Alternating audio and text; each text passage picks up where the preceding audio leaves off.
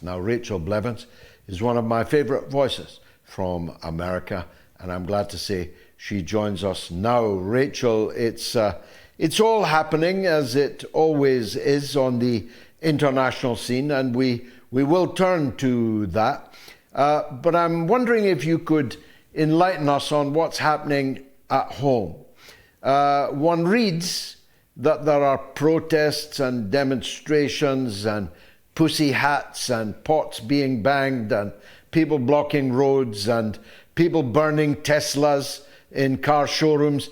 Particularly stupid thing to do because Elon Musk's already been paid for any Tesla that's in a showroom. It's the poor guy that owns the showroom that's bearing the loss of that. One reads, and it may be propaganda, that there's a rising tide of opposition to Trump at home. Is that your sense of it? Well, I'm always happy to join you, George. And you know, it's an interesting thing what's happening right now, especially when you compare it to where we were during Donald Trump's first term in office, right? Because you saw these mass protests in Washington, D.C. around the time of his inauguration the first time around. And you saw these increasing clashes that just kind of continued throughout his first 4 years. I feel like the position that we're in this time around is a little bit different. And part of that comes from the fact that you had such a strong mandate for Trump in the 2024 election. So while yes, of course, you do have opposition, that opposition feels a bit scattered this time around, right? Democrats are a bit in disarray. They're looking at 2024 and some of them are going, what in the world did we do? We knew that we could not win with Kamala Harris, and others are still, I guess, believing or maybe trying to figure out what in the world happened. And the fact that you've seen some of these protests really hone in on Teslas or Tesla showrooms, to me has just seemed ridiculous, right? I mean, yes, Elon Musk is always by Trump's side. In some ways, he almost kind of feels like the co-president that none of us Americans elected, but he's there. And exactly as you noted, you're not hurting Elon Musk when you're targeting Teslas.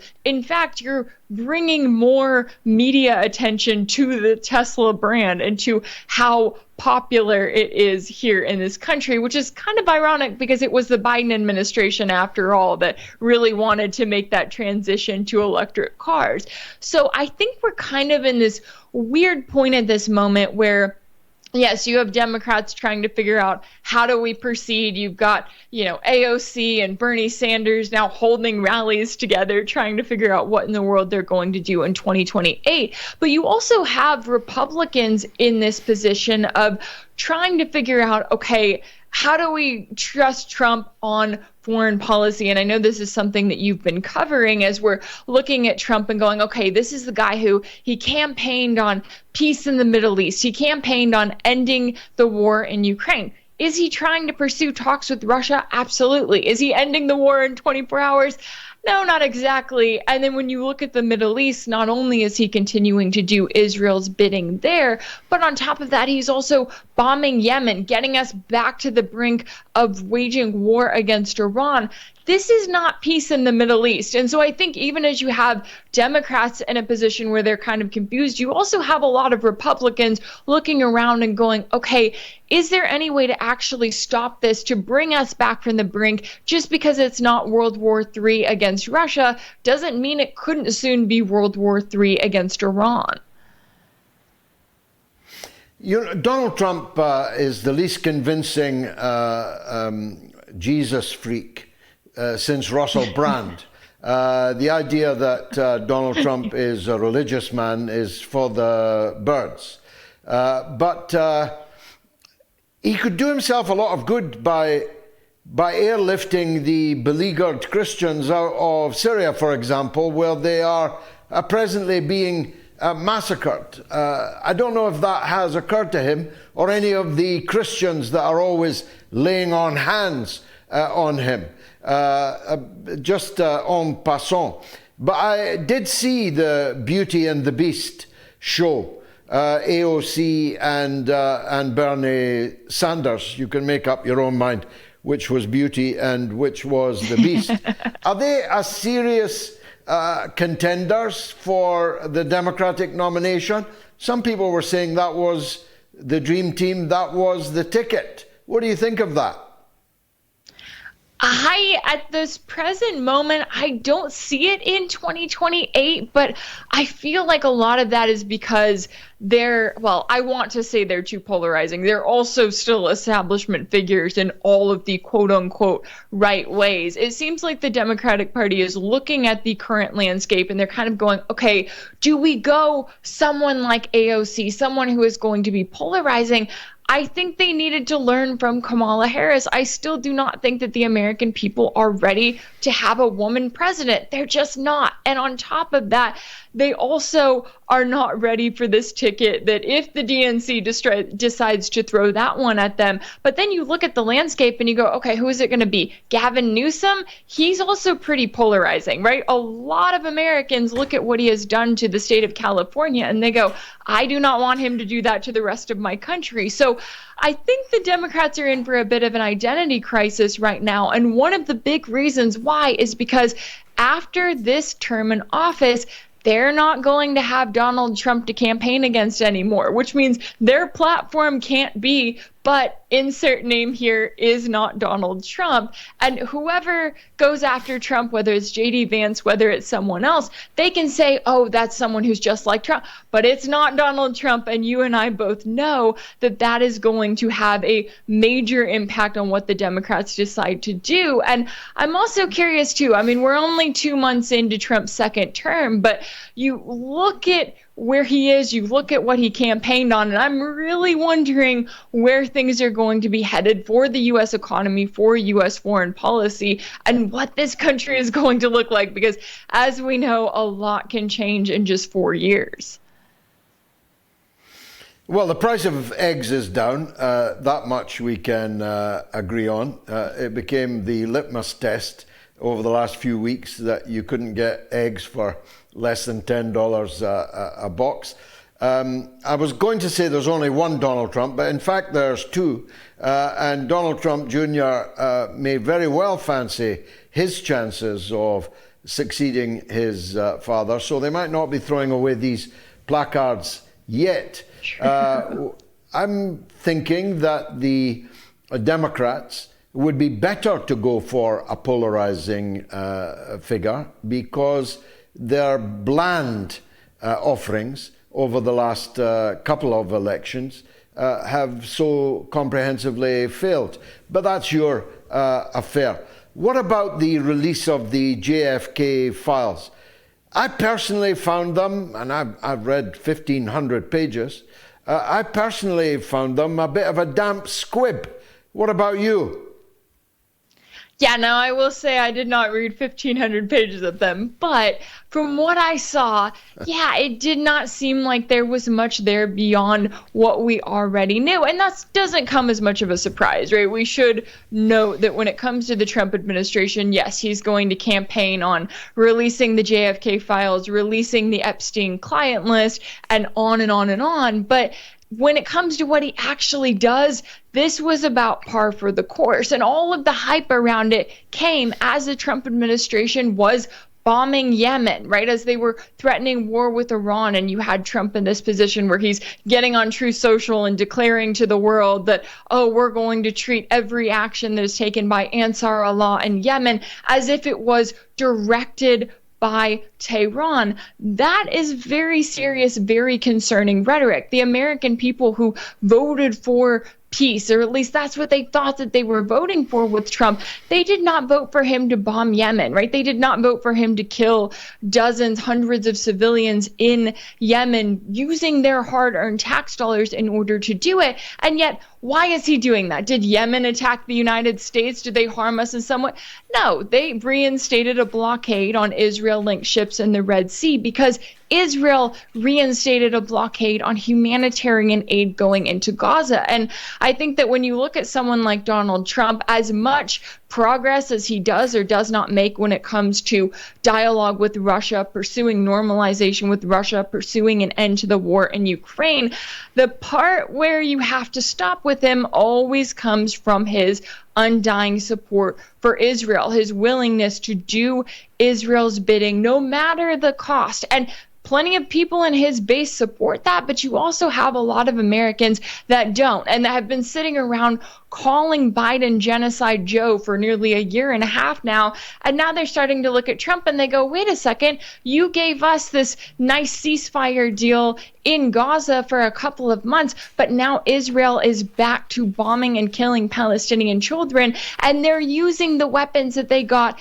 from the U.S., from the Trump administration in particular, as it was fast-tracking nearly $3 billion in arms for Israel. So I think that's one of those things that Trump and that his supporters are going to have to contend with, that in some ways he may be looking like he's taking on the establishment, but that business as usual when it comes to Israel is also being seen largely as business as usual when it comes to something like the JFK files, where we get some more information, but we do not get any, from what we've seen so far, major bombshells that are going to, we should also add, lead to any accountability within the U.S. government, because that's what really needs to be happening right now.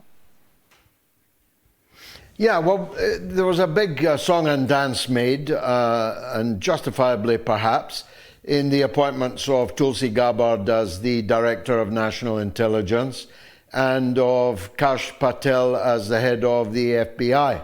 Any sign of an early impact of their work so far? Well, unfortunately, the answer is no. And unfortunately for Tulsi Gabbard, she has proven to be a bit frustrating to watch, right? Tulsi Gabbard was the one who was calling out Trump directly back in 2018, right? She was calling him out for, let's just say, doing the bidding of Saudi Arabia, to put it nicely, not the word that she actually used. But she was calling him out. She was calling out the U.S. for being complicit in bombing Yemen at the time, for carrying out what was then the world's worst humanitarian crisis. Well, now we have reports that Tulsi Gabbard is calling on other countries around the world to join the U.S. in putting pressure on Yemen, putting pressure on the Houthis to get them to stop their blockade on Israel-linked ships, for, again, Israel's blockade on the Palestinian people. So that's been one of those updates regarding Tulsi Gabbard that has been incredibly frustrating to watch. And I look at her and I go, okay, is this what we're going to see from her for the next 4 years? Because that is not what the American people wanted. As you said there, you know, when we thought that we were getting Tulsi Gabbard as the Director of National Intelligence, we thought we were getting someone who was going to take on the U.S. establishment, who was going to be in Trump's ear with accurate information, preventing things like the Trump administration going forward with bombing Yemen and killing civilians there. So I am a